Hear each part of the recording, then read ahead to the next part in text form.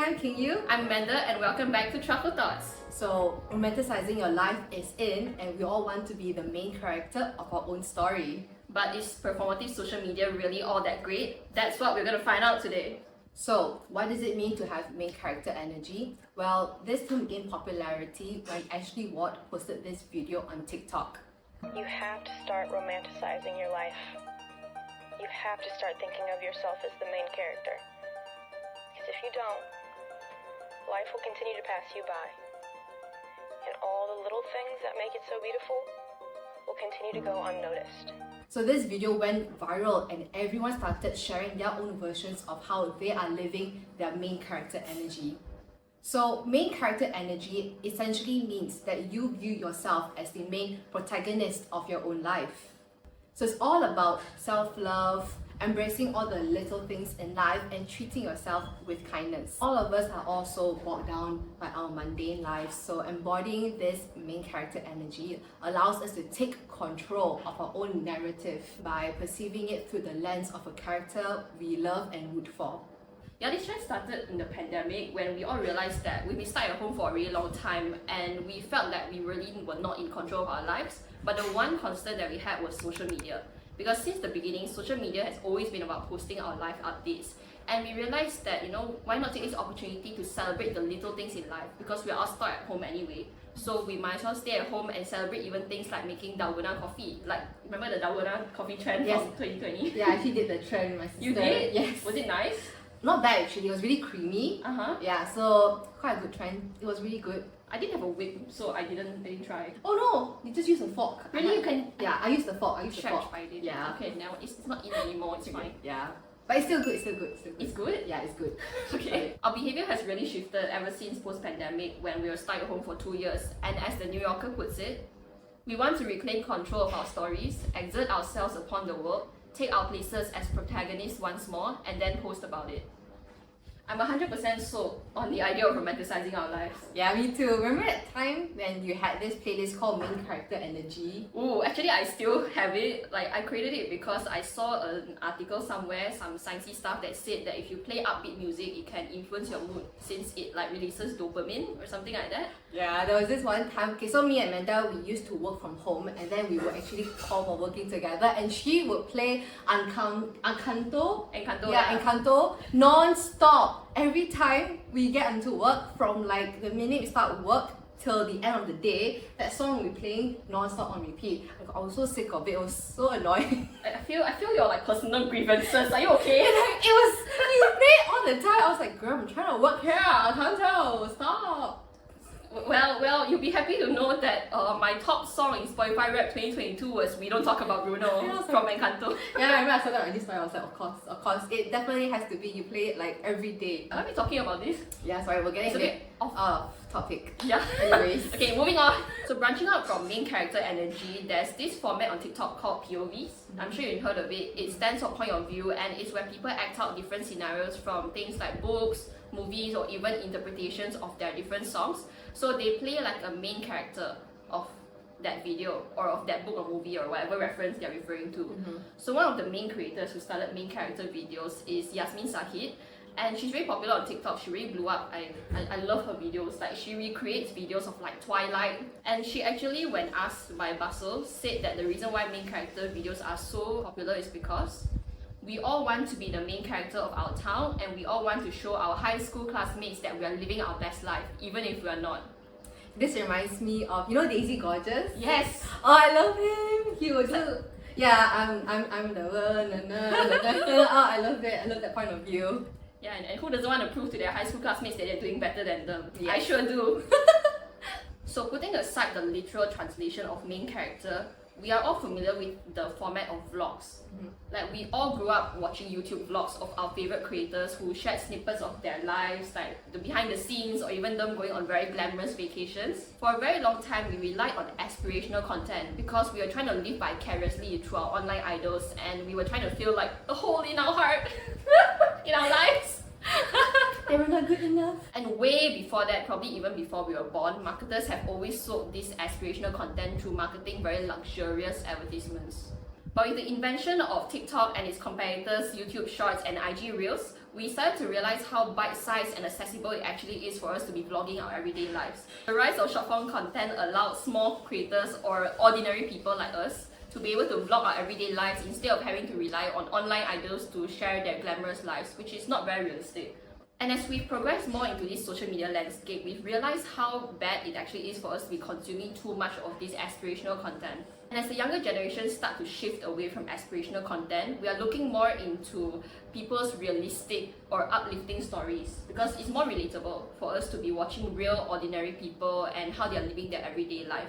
And we see that vlogs on short form platforms are becoming a more immersive experience because we're inviting everybody to join us in a day in our lives, which is a very popular format we see everywhere. And at the same time, we are being the main character of our own lives for everybody to see. I think it's safe to say that we both love this trend. Yeah, 100%. This trend is all about loving life, embracing life, and celebrating life in all of its forms. Celebrating achievements, celebrating mundaneness, and also celebrating challenges. This trend encourages us to learn and reflect and be grateful by finding beauty in all the little things. And when a curveball is being thrown at us, this mindset teaches us to understand and accept that, hey, maybe this is just a plot development to my character. This is just act 3 of my life, and once I overcome this challenge, I'll become like a better character for it. I'll become a better person for it. Like a butterfly emerging from the cocoon. Yeah, like the Miley Cyrus butterfly. Well, your dress like fits the butterfly wings. As Michelle Santiago from Refinery 29 writes, we all crave some confirmation that yes, our lives only seem to be ordinary and unremarkable, but they're actually part of a greater story, the greatest story ever told. As you mentioned earlier in the video, this trend came about during the lockdown when we all were trapped in our houses. So we're so on it because it allows us to collectively participate together and celebrate all the small moments of our life together during the very lonely hours of lockdown. And what makes this trend so wholesome is that whenever someone posts their own version of main character energy, the comments are always flooded with lots of warmth, supporting with one another. Or like a sense of camaraderie. Yeah, because we're all just coming together and just rooting for one another's main character story. And another beautiful thing about this trend is that even though we perceive ourselves as the main character of our own storyline, we don't overshadow another person's take of main character energy. Instead, we acknowledge and celebrate all of us being the center and taking charge of our own storylines. It's like watching a coming of age movie. Yes. I feel like really happy that the character have that coming of age, but it doesn't detract from our own experience. We think like we feel more related to the character. As Rohita on the Swaddle said, in an age where the big things, governments, the environment, health and well-being are under collapse, what does it mean to hold on to the little ones? Taking a moment in time and making it about ourselves and our mundanities at time when individual life seems to matter less than ever, it turns out can be everything. I also feel like having and embracing main character energy is akin to adopting an alter ego. Do you think you have an alter ego? I actually have like different alter egos for different scenarios, like because right now we're not working together, but whenever I feel I have to be very neat or organized, I'll actually pretend like I'm you. I don't think I've ever told you this. It's new information. Amanda is like a very organized person. She has multiple trackers, she color codes everything, and I'm not very organized. So whenever I feel like I have to organize, I'll be like, what would Amanda do in this scenario? WWAD. What about you? Yeah, I think we all have alter egos wherever we go. Like, we're different at work, we're different with different groups of friends, we're different at home. I'm not going to tell you what my personality is, and I don't copy King you in case you're wondering. Oh. I'm thinking enough, fine. So having an alter ego is where you create a distinct personality that is different from yourself. And people usually create an alter ego to make them feel more confident, so that when you adopt that alter ego, you do actually feel more confident. So similarly, like main character energy, you put yourself in a mindset and perceive yourself through the lens of a camera.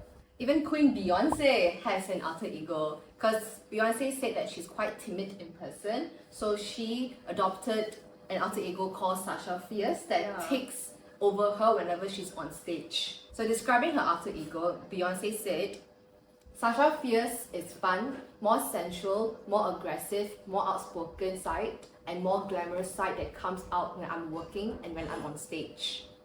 Even Rowan Atkinson, Mr. Bean, has an online has like a alter ego because he has a stammer, but then whenever he's performing on stage, he said that it magically goes away as he explained. I find when I play a character other than myself, the stammering disappears. So research says that creating an alter ego is a form of self-distancing, where we distance ourselves from the scenario to help better regulate our emotions so that we don't get drowned in our unhealthy mix of emotions whenever a difficult situation arises, and we can see things more objectively as we're viewing it from like a third party perspective. It's like why when we are giving advice to our friends, we don't take that advice ourselves. Yeah. Because like when it's our friend situation, we can treat it as like a third party situation. Yeah. But when we are facing the same situation, we are harder It's on harder ourselves. for us. Yeah. Yeah. And the great thing about having an alter ego is that over time, you won't even need to have one anymore, because slowly your two different identities will blend into one to form your new identity.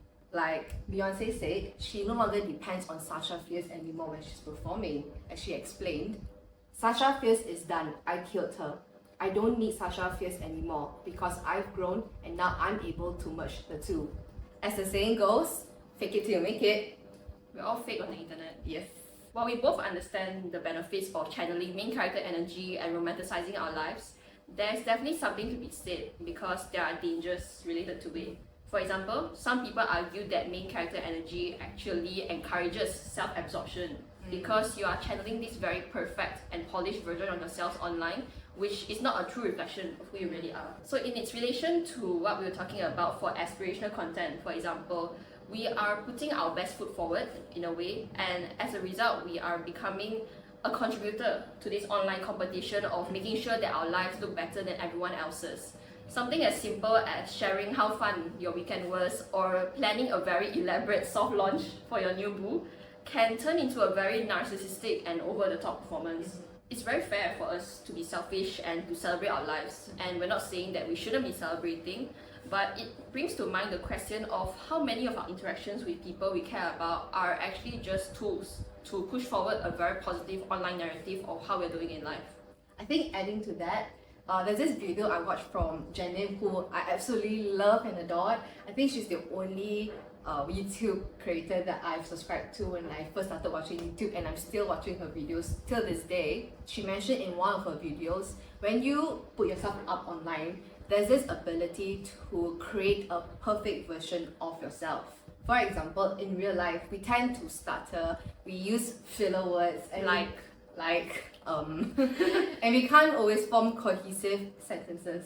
But then when we're actually editing and filming, we can edit those imperfect parts of ourselves and create this perfect Barbie version of our own selves. Yeah, I didn't really realize this. Like a few years ago, we both love Best Dressed by Ashley, Yes, the YouTuber. We love her. Yeah. So she had this one video where she shared the behind the scenes of how when she's filming, she would keep repeating the same single sentence over and over again, just so that it sounds right. And not have adequate space in my and not have adequate space in my fertility and not have adequate space in my fertility and not have adequate space in my fertility. I think we really resonate with it now Yeah. because we are both filming, right?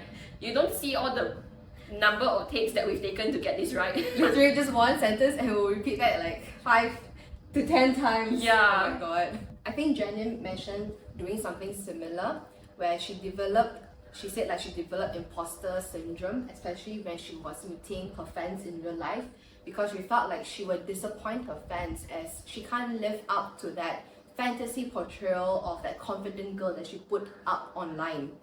Yeah, we are really putting a lot of pressure on ourselves to be this very perfect version. We can't talk about social media without talking about consumerism. For example, the concept of treat yourself has benefited brands when it comes to their marketing, because studies have shown that consumers are starting to look for, or not starting, they've always been looking for justifications behind their purchases. I saw an excerpt of this book by Matt Erlin, and let me get the title right. It's Necessary Luxuries, Books, Literature and the Culture of Consumption in Germany, 1717 to 1850, and it's states that the cultivation of the self or development of one's personality can be used to justify all kinds of seemingly unnecessary expenditures. Travel content we see done by influencers or even our friends' vacation photos who make us want to spend on going to travel overseas. Guilty. Even things like food reviews, mukbangs, they will encourage us to want to eat because we'll be reaching for something to satisfy our craving. Yeah. And of course, we will be wanting to post about it. Yes. Because if you do really do something if you didn't post it. Like they say, you actually visit that place if you don't post about it. Exactly. It's probably very hypocritical for us to be talking about it because we are both content creators. Yeah. And I mean, we're not saying that we shouldn't post online, we should stay at home forever or anything like that. But we need to be a little bit more mindful of the kind of content we post as well as the impact of what we are posting and what we are seeing other people post. Yeah, just be more intentional, I guess. Yeah, with exactly. whatever you do. Yeah, like what British Vogue actually said, our CVs have been digitized and left to the World Wide Web, and the overspill into real life has resulted in putting ourselves at risk of feeling inadequate if we aren't reaching the goals we've set for ourselves. You know the saying that once you post something online, it's online forever? Yes, scarily, yes. Our original intention of romanticizing our lives was because we wanted to have control of our lives in a time where we didn't have control. Uncertain times, new normal, love those phrases. But we forget that sometimes when you put something out there, we are not going to be in control of the way people interpret it anymore. People are going to be judging what we put out there, they're going to misinterpret, put it out of context, misconstrue every single synonym I know of the word. I have a somewhat unexpected example of this. So what do you know about Cleopatra? I guess a femme fatale, this very sensual person. Yeah. Yeah. Cleopatra is an example of a very iconic historical figure who's been misinterpreted time and time again. Historians believe that she was a big fan of deities like Isis and Aphrodite, the goddess of love, but people tend to forget that she was a very adaptable and intelligent ruler. For instance, Roman propaganda painted her as what you know now, which is like a very sensual temptress who used her sexual appeal for political reasons. Shakespeare, if you're wondering why I have the book, I studied literature It's literature. in high school and college. So, She's an educated girl. so Shakespeare actually painted Cleopatra as a very boy-crazy ruler and very unstable in general. Hollywood films like the one starring Elizabeth Taylor really dramatized her life, and overall all three of these different sources don't portray her life in a very accurate way. Cleopatra was a very accomplished ruler, and I found this Britannica summary that put all her accomplishments there, so I'm just going to link it somewhere. In the description. It's somewhere. We humans are very judgmental people. In Cleopatra's case, they chose to magnify a specific characteristic of her, which is how she was really worshipping like Isis, Aphrodite, or like following in their footsteps, and they magnified the fact that she had a lot of sex appeal instead of looking into her accomplishments. So same thing goes with normal people like us. We as humans are very judgmental. We focus on a specific characteristic of the person, and that's how we typecast them.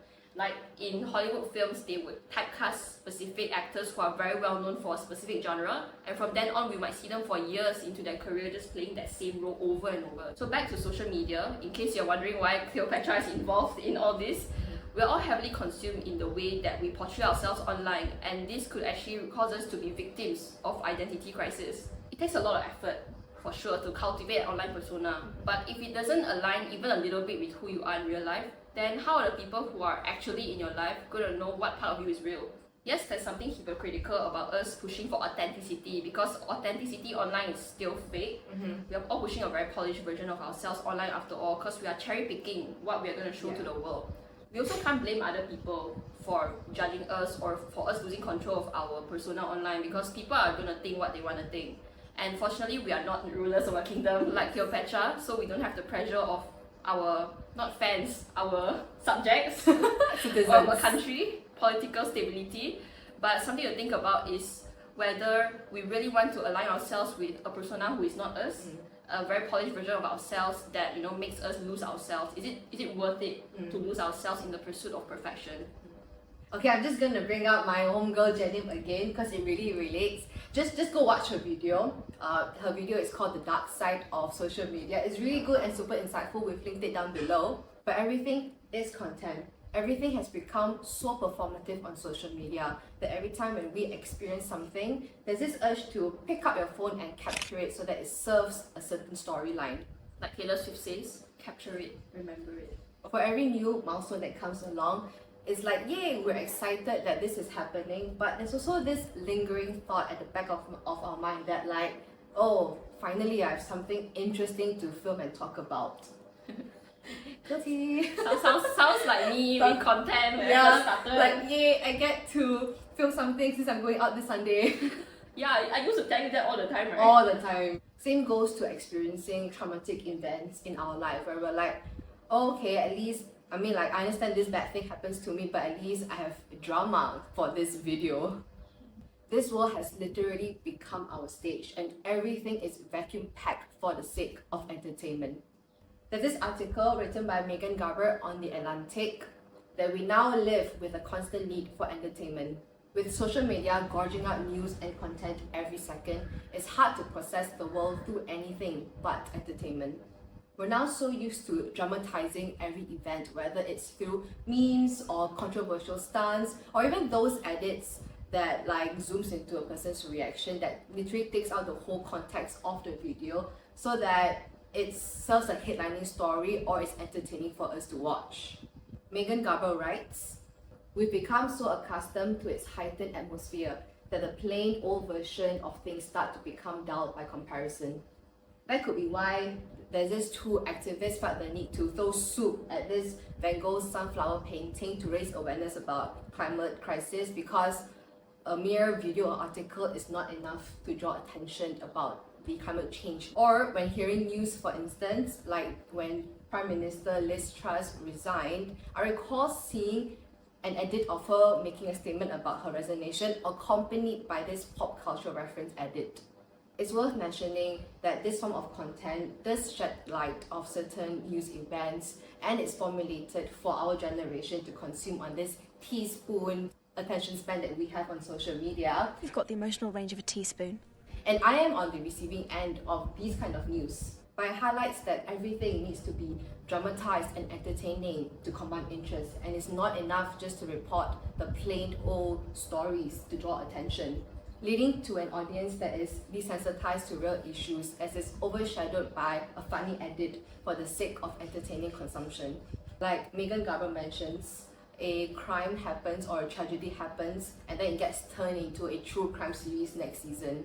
Yeah, I mean, there's nothing wrong with bringing to light that this crime actually happened, but then some podcasts I see and know are a bit performative to the point where they have voice actors acting out the part where the person is being unalived.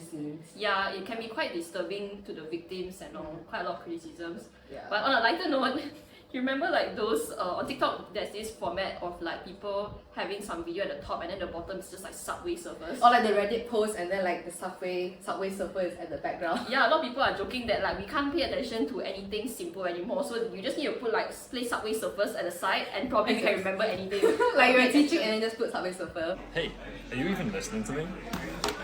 Am I the asshole for unplugging my grandma's life support? I, 22 male.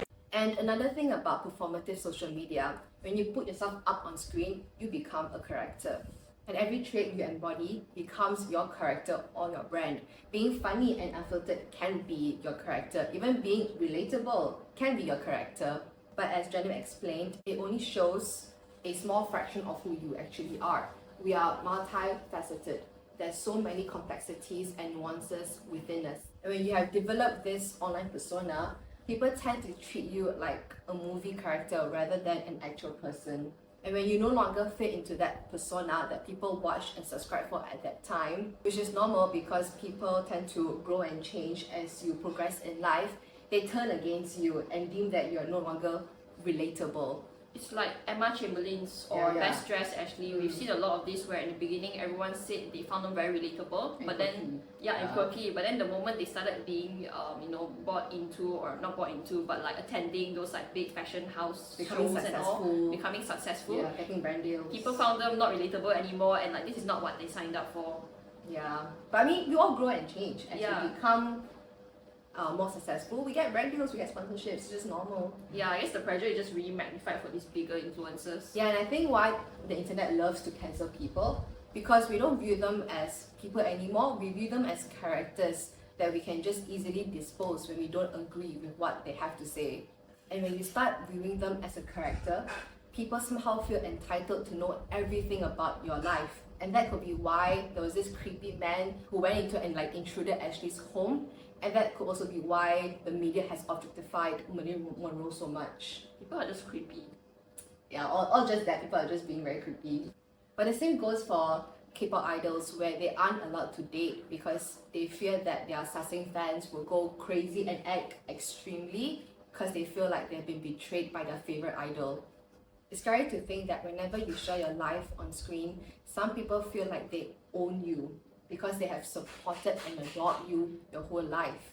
And in exchange for that, it's like you owe it to them to fit into the ideals and desires they have imposed on you. And as Megan Garber writes on The Atlantic, the people on our screens look like characters, so we begin to treat them like characters. And characters are ultimately expendable. Their purpose is to serve the story. When their service is no longer required, they can be written off the show.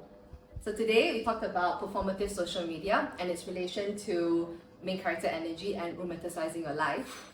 Like any other trend, main character energy, you can't tell if you're listening only, but I'm wearing my sunglasses The now. sunglasses are out. Watch the video if you want to see me in sunglasses. Every trend has its good and bad. We all know this, but it's just that we need to be a little more mindful. Yes, when we are intentional. posting. Intentional with our intentional posting. Yes, when correct. we're posting online.